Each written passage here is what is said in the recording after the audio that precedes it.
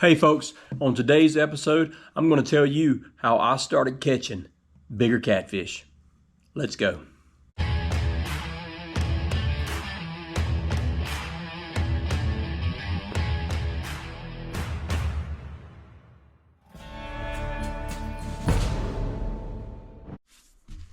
I got the nickname Catfish Kyle when I was just a little kid. I guess I was probably in about the first grade. I've always loved catfish.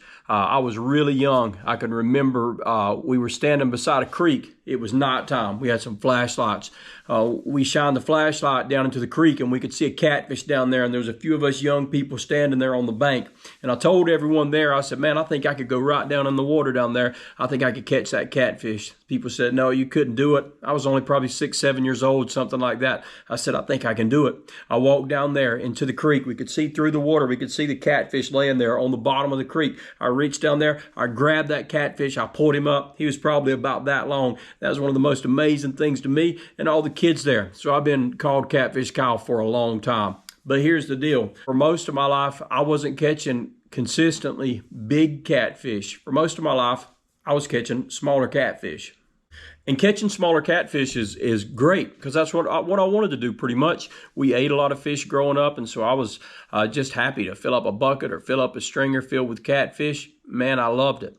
And I would occasionally catch a catfish that weighed 10 pounds or more, but not a whole lot. And the reason that I caught mostly eater-sized catfish was pretty simple. It was the bait I was using. I used worms. I used grocery store baits like chicken livers. Honestly, chicken livers was one of my favorite baits. And the reason I loved to use chicken livers was because I could just clean up on the channel cat with chicken livers. To this day, chicken liver is still a wonderful, wonderful bait. If you want to catch channel catfish, you want to catch enough catfish to eat. But you know, there came a time when I really wanted to start catching bigger catfish. To be honest with you, just for fun, for the thrill of it. Because there were times when I would catch a catfish over 10 pounds on chicken liver or worms, and man, it was just the fight of your life. If you've ever fought catfish on a rod and reel, especially on light tackle, you know how much fun it can be. So I started saying, you know what, I want to get serious about catching some bigger catfish. And so that I made the change in my bait. What I started using for bait was cut bait. Now, don't just stop the video right now because I got so much more I want to tell you about that. There's a reason that cut bait does a good job. Now, look, I'm not telling you that you can't catch big catfish on chicken liver, on chicken breast, on worms. You can catch big catfish. There's no doubt about it. But I'm telling you how I started consistently catching catfish 10 pounds and over, and it was by using cut bait. So let me tell you why cut bait works better than chicken liver, other grocery store baits, or worms or something like that.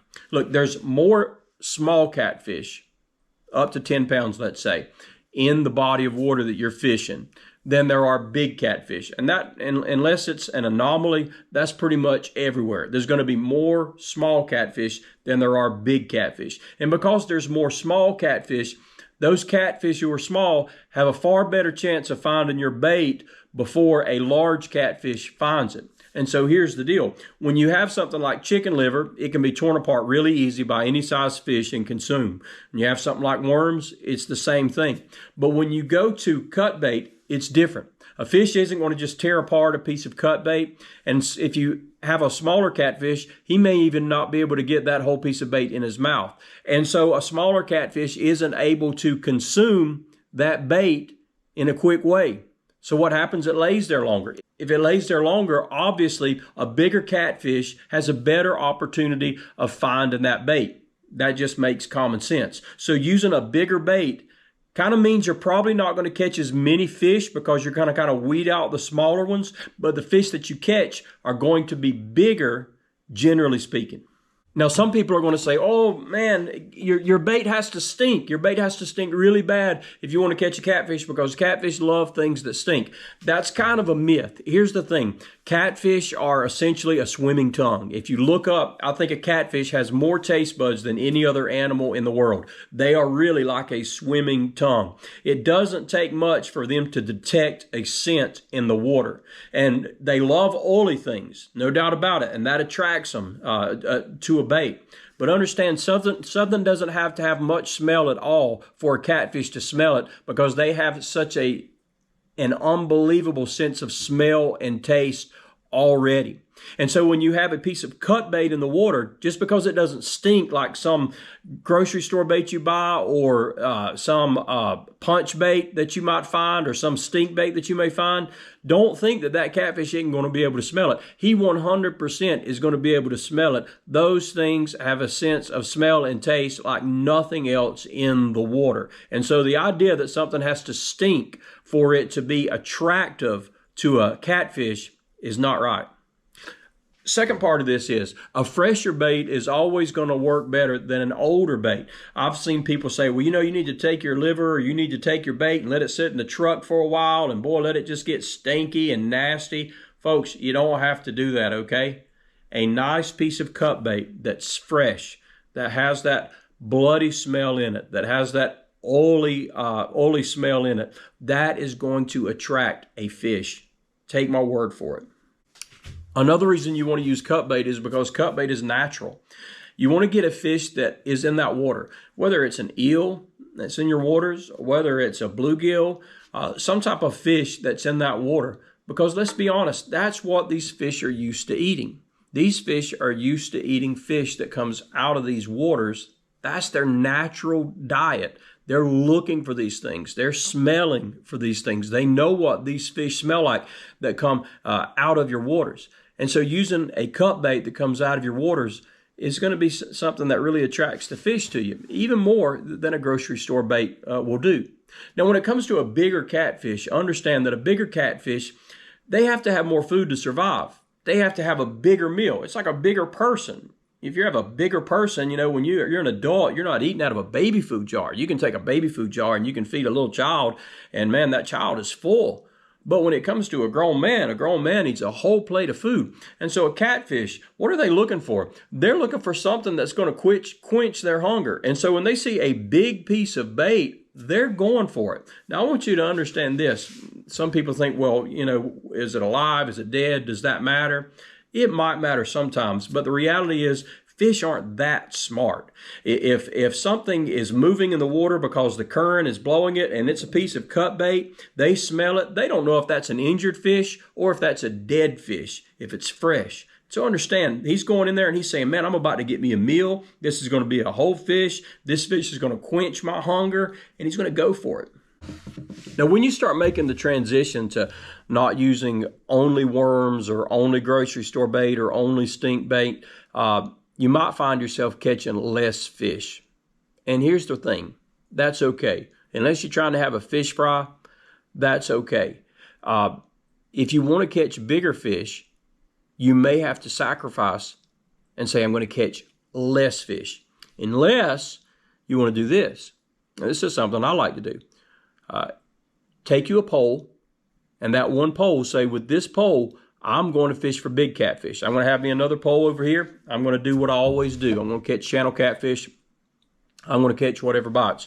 But this particular pole, I'm going to rig it up for bigger catfish, and I'm going to use cut bait. I'm going to put it out there. I'm going to let it sit.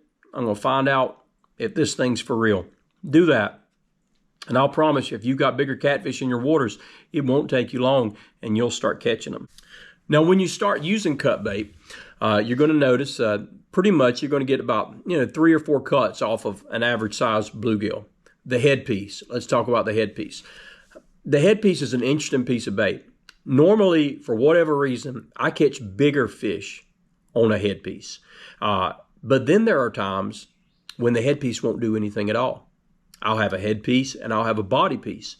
Fish will be hitting the body piece. Fish won't be hitting the headpiece. I don't know why that is. I don't understand that. My point is this. Use a headpiece, but also use a body piece. If you're not getting a hit on that head, put a body piece on there. If you're not getting a hit on that body piece, put a headpiece on there. When you bait a headpiece, there's a couple of ways you can do it. You can bait it through the lips. You can bait it through the eyes. You want to make sure if you're in swift water that it's not spinning around. So if you want to bait it even just through the flesh on the top of the head, do it there as well.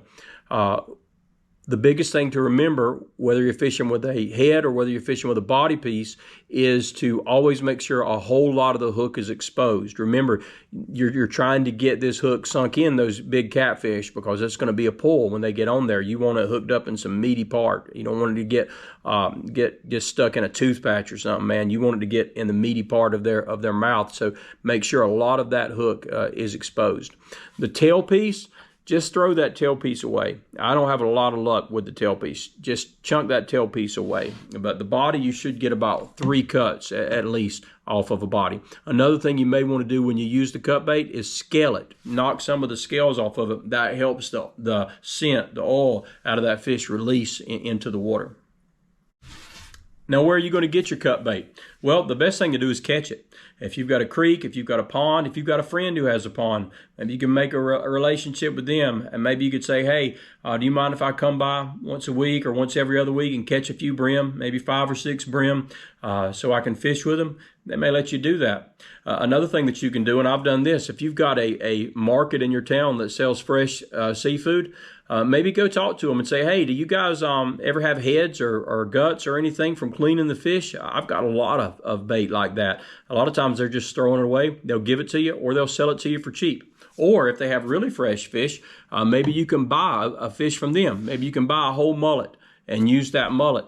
Whatever fish they may have, if you can find a good oily fish that they sell in that market, just buy one fish and say, hey, don't gut it, don't clean it, don't do anything. I just want the whole fish. Use that for bait. That's a couple of ways that you can get bait. When I made this one change, using cut bait on a regular basis for bait, I went from catching catfish that were over 10 pounds occasionally to catching catfish that were over 10 pounds on a regular basis. It's just that simple. Now, you got to think about what body of water you're in. Are you fishing in a pond? If you're fishing in a pond, it's probably going to be channel catfish. Are you fishing in a creek? Are you fishing in a river, a lake? Now, you may be fishing in a creek, and you may say, well, I don't know if there's any really big catfish in here at all because I'm just fishing in a creek. I will promise you, if you are fishing in a creek that has any depth to it at all, that comes off of a river, then you are going to have some big catfish in there. I have caught 20 and 30 pound catfish out of a small creek that I fish in. If you go back and you look at some of my earlier videos are exclusively fishing in nothing but a creek because I didn't have a motor. I had a paddle and I had a trolling motor. And I only in the last few years started fishing in the river because I was able to get a motor. So even if you're fishing in a small body of water, don't think that there aren't big catfish in there. You may just not be catching those big catfish because you're using a bait like worms or some grocery store bait or a stink bait. Again, don't misunderstand me. Don't mishear what I'm saying. You can catch big catfish on stink bait, on chicken liver, on worms. You can. It can happen. But from my experience, it's not going to happen consistently. I'm just telling you what I did when I made the transition and stopped using merely grocery store baits and stink baits. When I made that transition to cut bait, that was a game changer for me. And that's when I started catching big catfish on a regular basis. I hope you enjoyed this video today. It was a how-to video. If you'd like to see some more of these, I may do some more, just some basic things for people who are getting into catfishing to help them understand. And I think everybody can catch a regular catfish, but I want to help people catch bigger catfish. I want to help you catch your best catfish. Until next time, this is Catfish Kyle. I appreciate you for watching. Please hit that like button if you like this video. And please make a comment down there if you would, and share it even if you would. And if you hadn't subscribed, please do that. This is Catfish Kyle. Until next time, I'll be seeing you.